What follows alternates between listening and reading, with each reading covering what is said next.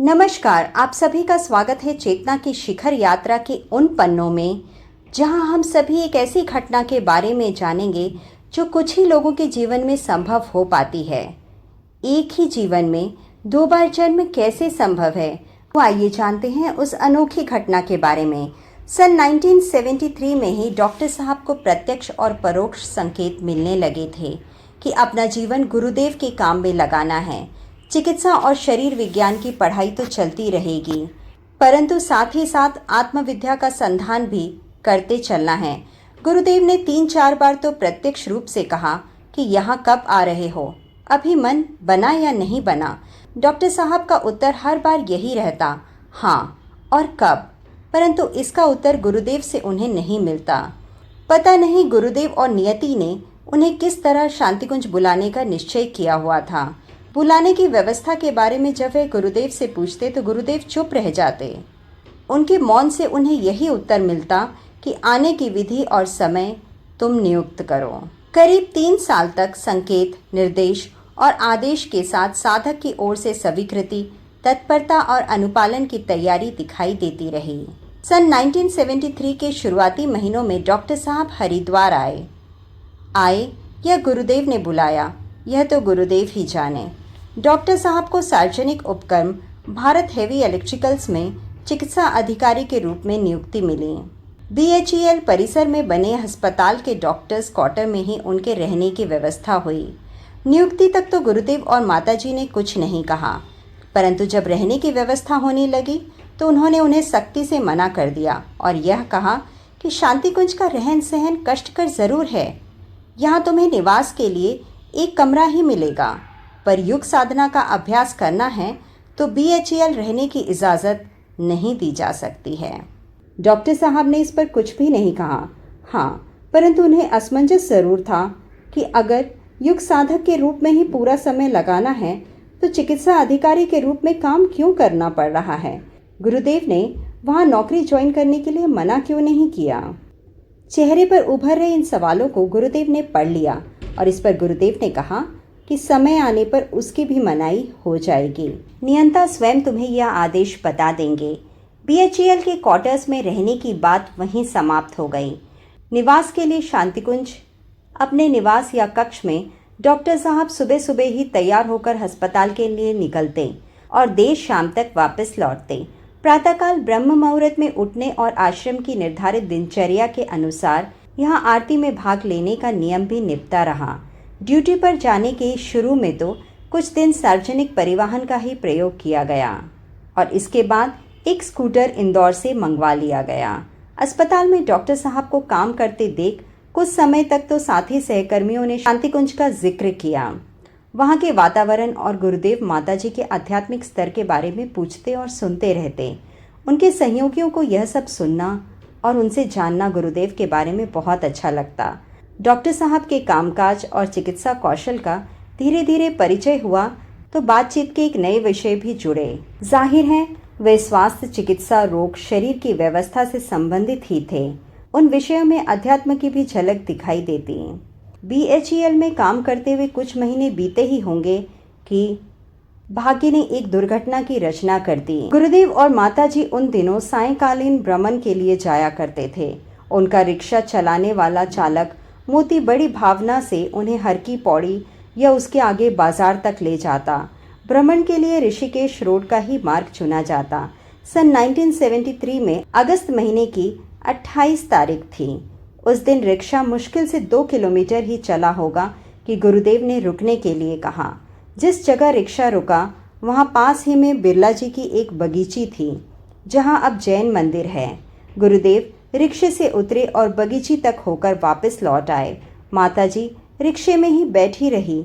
गुरुदेव को इस तरह आते जाते देखकर कुछ असहज लगा। उन्होंने पूछा, क्या बात है साहब, कुछ भूल रहे हैं या आज आगे जाने का मन नहीं है। वापस लौटते हुए गुरुदेव पुलिया पर बैठ गए। माताजी कुछ समझ ही नहीं पा रही थी। कहने लगी, मन नहीं है तो वापस चलते हैं साहब, फिर कल देखेंगे। गुरुदेव इस बार भी कुछ नहीं बोले। वे आसपास की जगह गौर से देख रहे थे। नजरें ऐसे घूम रही थी जैसे कुछ पढ़ रही हों या लकीरें खींच रही हों। 5-7 मिनट वे इसी तरह चहलकदमी करते रहे, पुलिया पर बैठते और आसपास की जगह निरखते रहे।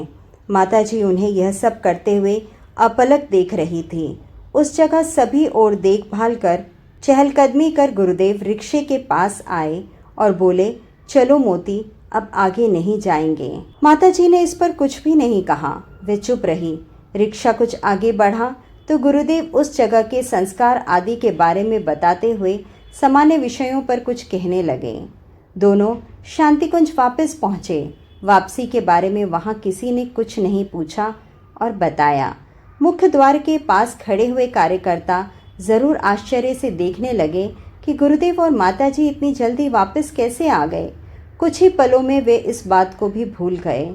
ऊपर जाने की कुछ ही देर बाद गुरुदेव फिर वापस आ गए। ऐसा कम ही होता था कि कहीं से लौटने के बाद गुरुदेव अपने कक्ष में चले गए हों और फिर वहां से लौटे हों। गेट के पास आकर वे चहलकदमी करने लगे। वहां आसपास मौजूद कार्यकर्ताओं से कुछ बातचीत भी की थी। इसी बीच गेट के पास उत्तर प्रदेश सड़क परिवहन निगम की एक बस आकर रुकी।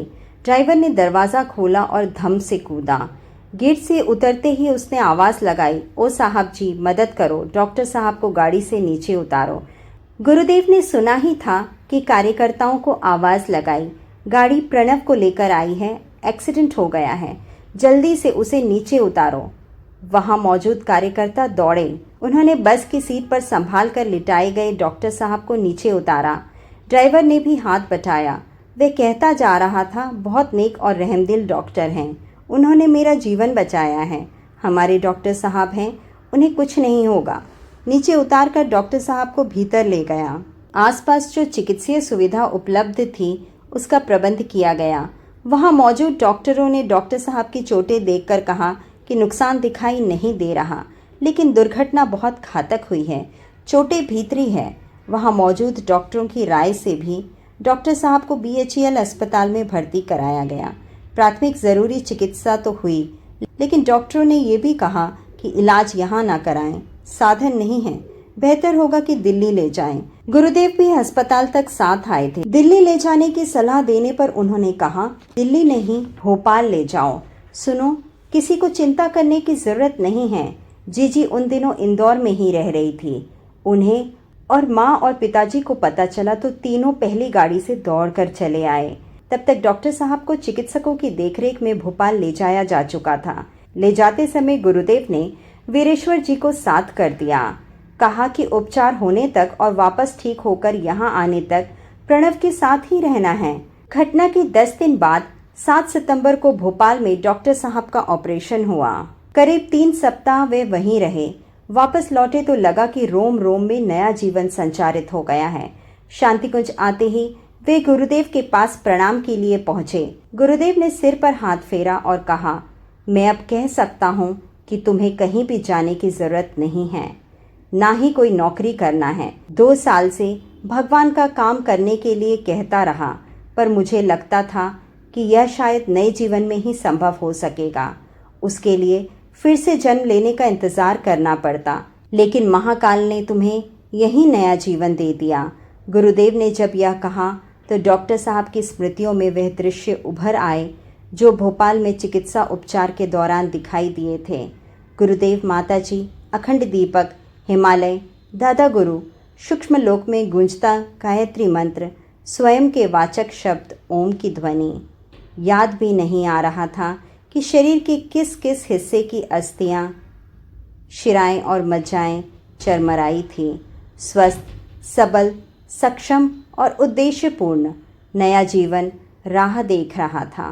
तो इस तरह से डॉक्टर साहब ने एक जीवन में 2 बार जन्म लिया। धन्यवाद।